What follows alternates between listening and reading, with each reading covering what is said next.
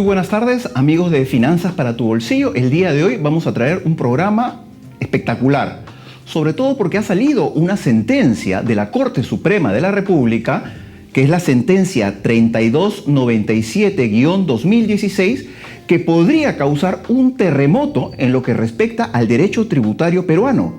Al parecer, se habría acabado para siempre el tema de la prescripción tributaria. El día de hoy hemos invitado a un maestro de la tributación, como lo es Federico Canturini, que es director de impuestos del BBVA. Bienvenido, Federico.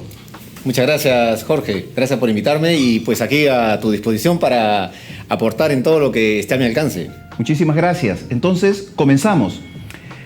Esta resolución esta sentencia de la Corte Suprema de la República, que es la 3297-2016, señala que la SUNAT puede solicitar información respecto de ejercicios y periodos que estén prescritos para poder de alguna forma reliquidar y calcular impuestos en periodos no prescritos.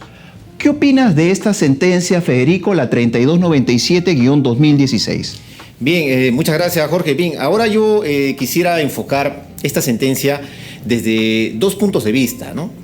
Uno, el de la posibilidad que da esta jurisprudencia a la SUNAT para reliquidar el tributo aplicado sobre una tasa de impuestos, que la verdad me parece algo bastante temerario en términos del derecho. Y otro respecto del arrastre estricto del saldo a favor. ¿Y por qué voy a hacer esta diferencia?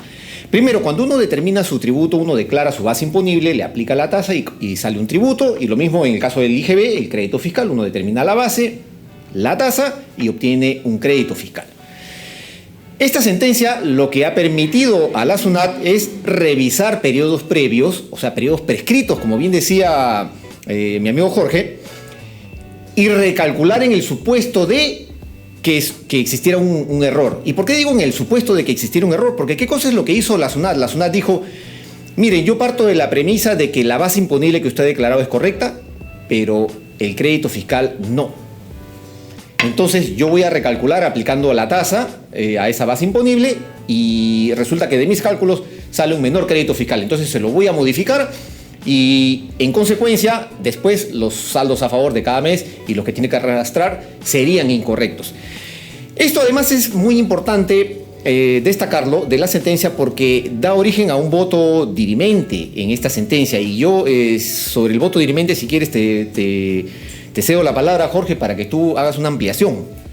Como bien señala Federico, el voto dirimente de la jueza Fernández Rueda señala que no se podría modificar información de un periodo prescrito para después jalarlo a un periodo no prescrito.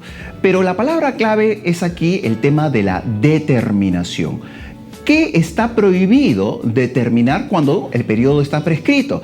No es el pago, porque para ello existe la prescripción de la acción de la administración tributaria para exigir el pago. Pero no estamos hablando del pago, estamos hablando de una determinación. Y la determinación podría venir incluso por un crédito fiscal donde no existe absolutamente nada por pagar.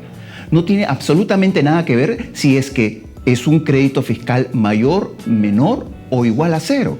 No interesa. Si tú estás cambiando una declaración de un contribuyente de un periodo prescrito, desde mi punto de vista es incorrecto. Y así lo ha determinado el voto dirimente de la jueza Fernández Rueda, con el cual estoy completamente de acuerdo. ¿Qué opinas tú, Federico? Sí, efectivamente, Jorge, yo también coincido en que, claro, se estaría violando la seguridad jurídica al concederle a la SUNAT la facultad de entrar a un periodo prescrito y recalcular el crédito fiscal. El crédito fiscal, porque este crédito fiscal, en este caso en particular, es el que permitió arrastrar un saldo a favor a ejercicios futuros que no estaban prescritos.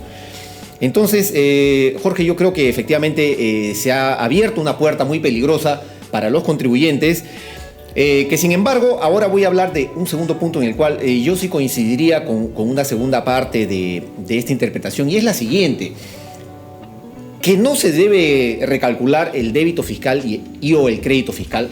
Sin embargo, producto de ese débito y ese crédito fiscal, el contribuyente podría haber consignado un saldo a favor.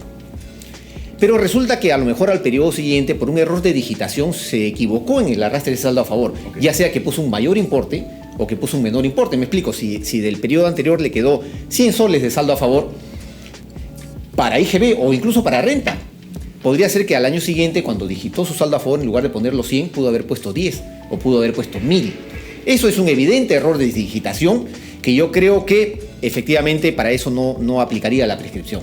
Entonces, solamente en ese caso que el error es evidente y que de un periodo a otro hubo un arrastre incorrecto, solo en ese caso se debería poder recalcular para tener el importe correcto. Sin embargo, esto no es que sea necesariamente perjudicial para el contribuyente, porque efectivamente el error es parte de la actividad humana y el contribuyente podría haber arrastrado un saldo a favor menor del que le corresponde. Y allí viene lo bueno, contribuyente. Usted en ese caso podría invocar esta sentencia para decir que si su arrastre de saldo a favor de un periodo prescrito fue erróneo porque se olvidó de digitarlo, porque digitó un menor importe, pues usted no pierde su derecho. Usted puede recalcular el importe correcto y utilizar el saldo a favor sobre el cual sí tiene derecho por importe. A eso no le aplica la prescripción. Pero distinta es la discusión sobre la determinación del tributo respecto de la base imponible o del crédito fiscal respecto de las adquisiciones. Y ahora te cedo la palabra, Jorge, para ver si tienes alguna otra opinión respecto de este impacto con los contribuyentes. Sí, a mí también lo que me atrae de esta resolución es cómo han determinado si estos periodos están o no prescritos. ¿Por qué? Porque la sentencia o todo inicia con unas órdenes de pago. Y las órdenes de pago no se podrían haber emitido para este tipo de resoluciones, sino lo que cabría aquí serían resoluciones de determinación. Entonces, el contribuyente interpuso recurso impugnatorio contra las órdenes de pago, lo cual devino en una resolución de intendencia de la Administración Tributaria. En la resolución de intendencia, la SUNAT aclara esta situación y da un fundamento mayor que en una orden de pago. Recordemos que las órdenes de pago son muy sencillas. Periodo, tributo, monto a pagar y no dice más. Pero las resoluciones de determinación tienen que tener una motivación mucho mayor.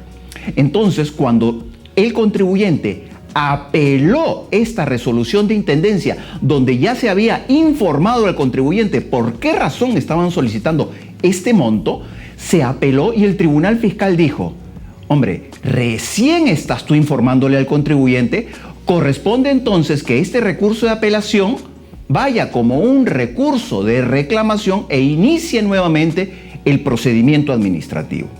¿Por qué digo esto? Porque es importante saber entonces en qué momento se interrumpió el plazo prescriptorio. Acá es clave esto.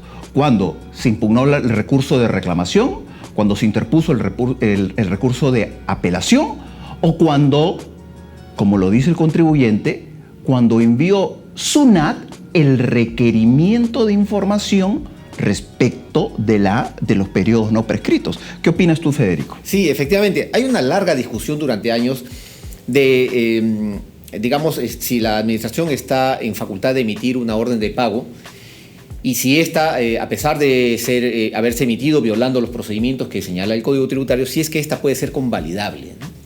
Entonces, digamos, la jurisprudencia casi ya por costumbre, porque han pasado muchos años con pronunciamientos en ese sentido, nos han llevado a pensar que el Tribunal Fiscal le puede decir a la SUNAT: oiga, usted emitió una resolución de intendencia respecto de una reclamación sobre una orden de pago que era nula. Recién en la resolución de intendencia usted convalidó los datos. Entonces, algo así como que esa resolución de intendencia sería la resolución de determinación, en la cual se estarían convalidando la omisión que tuvo la SUNAT en origen de haber emitido una resolución de determinación, porque lo que aquí hizo la SUNAT fue emitir órdenes de pago. Yo particularmente creo que se deberían respetar las formas para que el contribuyente tenga claro a qué se enfrenta desde un principio, y lo que le debería decir el Tribunal Fiscal es: señores de SUNAT, ustedes no debieron emitir una orden de pago, y esa orden de pago que es nula no la pueden convalidar con una resolución de intendencia posterior.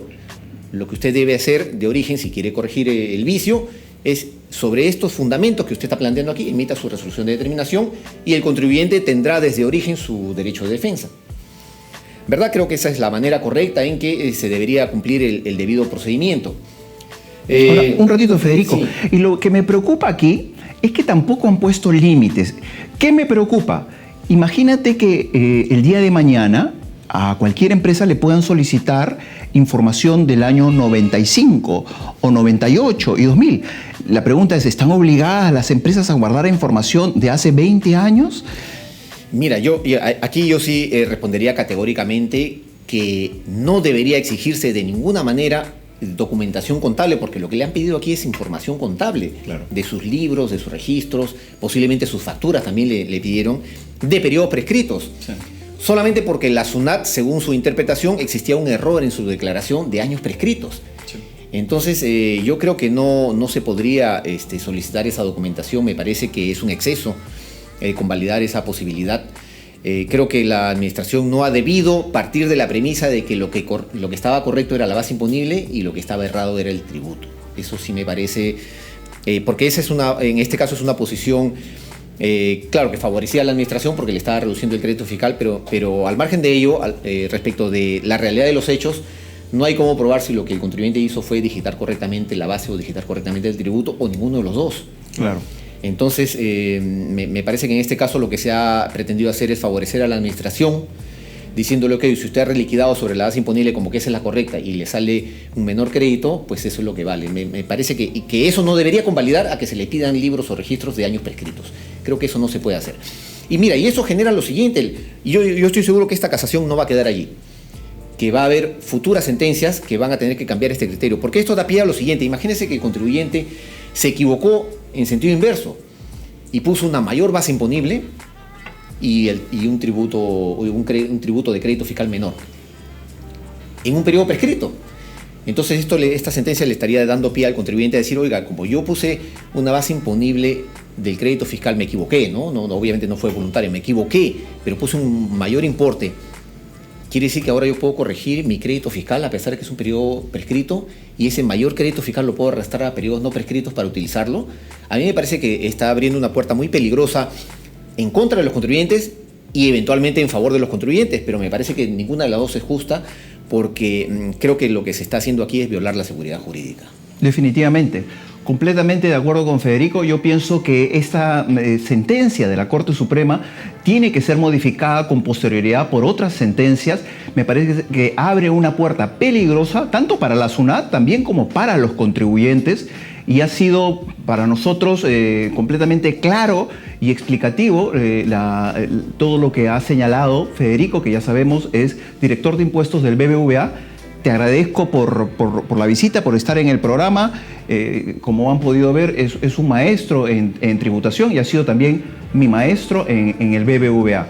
Te agradezco, muchas gracias por haber venido. Gracias a ti, un honor haber estado aquí compartiendo esta invitación para hablar justamente de conocimientos tributarios que esperamos sean de utilidad para usted, señor contribuyente, que tanto lo necesita. Gracias.